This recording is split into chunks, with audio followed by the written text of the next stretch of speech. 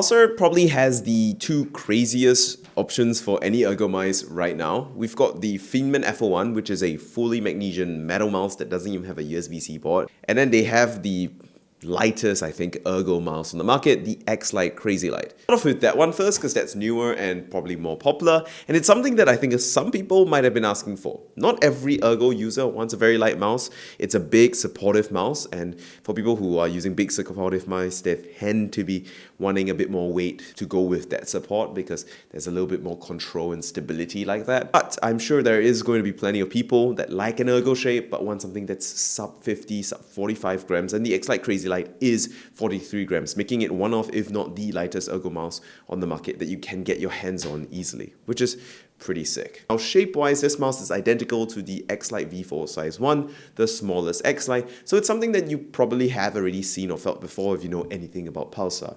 AKA, it's got a standard ERGO shape that's kind of a puffier Zowie EC with less intense grooves and less intense tilt, and that I personally really like. Using this mouse though is a pretty interesting feeling because I really haven't used any ERGO that is this light, and it feels quite weird because with an ERGO it's got so much contact and so much support that you're using your arm a lot, you're using a lot of force very easily, so when it's this light you really need to practice getting used to having so much contact but also having so little inertia to deal with, which is quite curious. I'm guessing though this is going to be more popular for people that like fingertip gripping their small ERGO mice, and if you're someone that likes fingertip gripping, this is going to be, a blessing. Because of course though, if you're still claw gripping this mouse or an aggressive claw grip, you're going to enjoy this weight savings on the X-Lite Crazy Light quite a bit, but not as much as the fingertip grippers, but probably more than your average like palm gripper that likes having a very supportive, stable experience. But once again, your mileage may vary. What's most impressive for me about the X-Lite Crazy Light is that it delivers this super lightweight without really sacrificing on anything. Yes, it's a little pricier than the X-Lite V4 size 1. You're using like 10 grams of weight, which isn't easy to achieve. You need to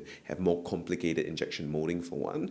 Number two, it comes in an 8K dongle and dots gate straight out of the box, which more than make up for the additional price that you're paying for the X-Lite Crazy Light. And most importantly, the build quality of the X-Lite Crazy Light is as good as the V4, which is so impressive. You can really squeeze the hell out of it and have no issues. So if you're someone with a deft grip, you have no problems with the X-Lite Crazy Light despite its weight. That aside though, the clicks are great with minimal pre or post travel with the optical switches, which are still not as good as One Pink Dot Blue Shells, but not bad. The scroll wheel is nice and as good as you expect from Pulsar. I think Pulsar still has one of the best encoders on the market. The thumb buttons are crisp, though they have a little bit of sideways play, which isn't the best.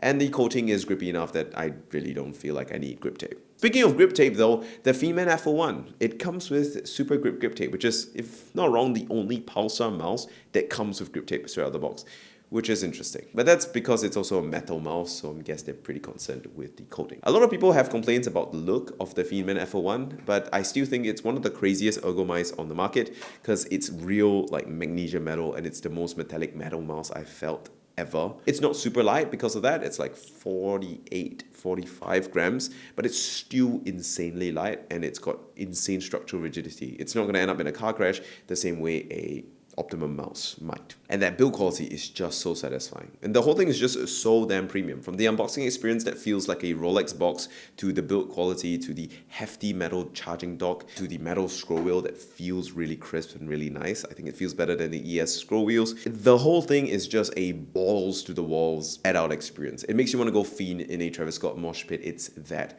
crazy. It's not a mouse that I think they expect to be a commercial success, and I don't think it's been a commercial success, but I also know that it's kind of a halo product to showcase how fancy they can get, and out of all the fancy products, it is really, really good. What's interesting though is the shape, as interesting as the material choices here, which is magnesium top shell, plastic bottom shell, and just intense, perfect high-end metals, is the fact that this isn't exactly a X-Lite 1-for-1 copy. Like, it's not a size 2 or a size 1, it's kind of a size 1.5, which means that if you found the X-Lite size 2 too big or the X-Lite size 1 too small, this is the perfect in-between option, just that it costs 2 times as much as any other Pulsar X-Lite, which is a bit of a shame. The battery life is insane, the charging dock's really cool, and it's so crazy that it doesn't have a USB-C port for emergency charging or emergency connection if you run out of battery mid-game. That's how confident they are, I guess, about the battery life and its performance. But out of all the metal mice that I've used in my life, this is one of the lightest in terms of density,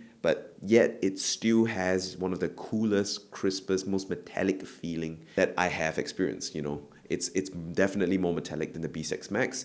It's actually more metallic feeling than, say, the Razer Viper Mini Ultimate. And that metal is cold to the touch. It's crisp. It feels really, really premium. And every aspect of this mouse feels like it's been hand-tuned to be precisely the most detailed, the most well-executed version of what it can be.